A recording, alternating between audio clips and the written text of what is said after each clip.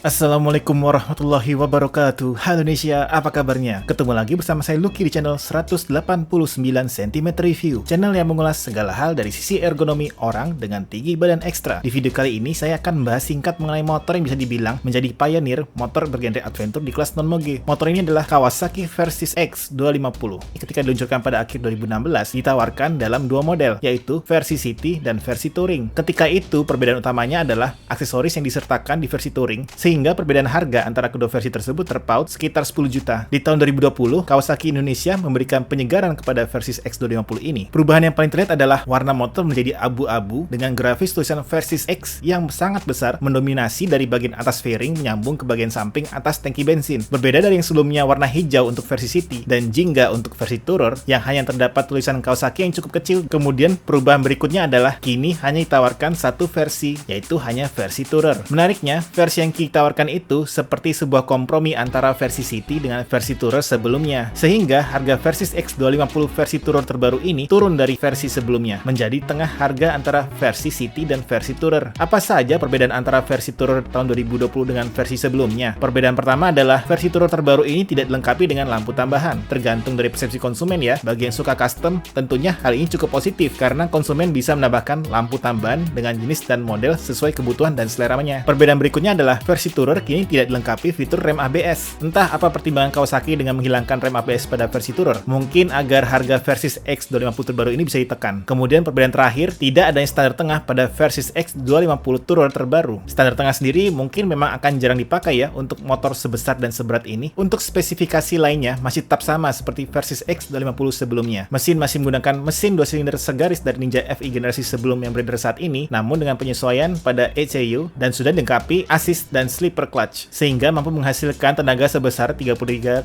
HP pada 11.500 RPM dengan torsi 21,7 Nm pada 10.000 RPM. Untuk suspensi depan tetap menggunakan teleskopik berukuran 41 mm dan suspensi belakang menggunakan bottom link unitrack dengan gas charge shock. Ukuran diameter ban depan dan belakang berbeda, khas motor-motor adventure, dengan roda depan berukuran 100/90 berdiameter 19 inci dan roda belakang berukuran 130/80 berdiameter 17 inci. Untuk speedometer sendiri masih serupa dengan speedometer Ninja FI, dengan perbedaan pada garis merah yang kini berada pada di 12.000 RPM. Tangki bensin berkapasitas sangat besar, yaitu 17 liter, sehingga mengendari motor ini dalam jarak jauh akan terasa tenang dari kehabisan bensin.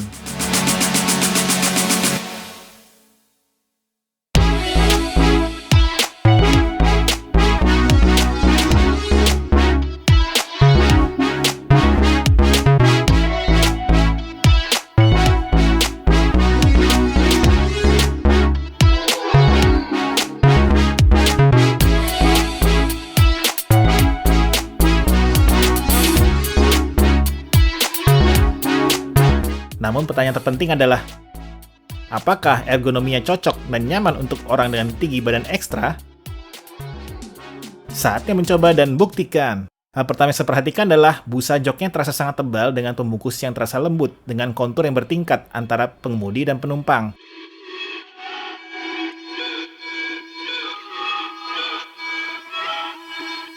Ketika saya naiki, yang saya rasakan adalah motor ini ternyata sangat besar ya. Tidak terasa seperti motor 250cc, kesannya seperti motor adventure ber-cc besar. Ketika duduk, pantat rasanya pas dan nyaman, namun tetap terdapat space untuk bergerak.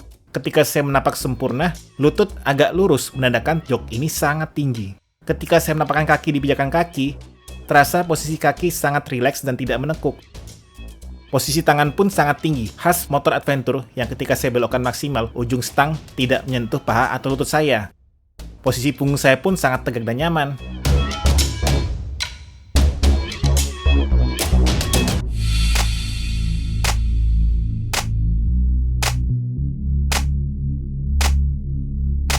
Berhubung tidak ada standar tengah dan posisi jok sangat tinggi, sehingga tidak memungkinkan saya untuk mencoba posisi penumpang dengan aman. Baiklah, saatnya kesimpulan. Kawasaki Versys X250 merupakan motor yang sangat cocok untuk perjalanan jauh, meskipun beberapa fitur ada yang dihilangkan dari versi sebelumnya. Namun menurut saya sih tidak esensial ya. Dan ergonomia ini sangat cocok untuk orang dengan tinggi badan ekstra. Bahkan mungkin bisa dibilang untuk orang dengan tinggi badan pas-pasan, motor ini tidak cocok. Terima kasih sudah menonton. Apabila suka, silahkan like, share, dan subscribe. Akhir kata, wassalamualaikum warahmatullahi wabarakatuh.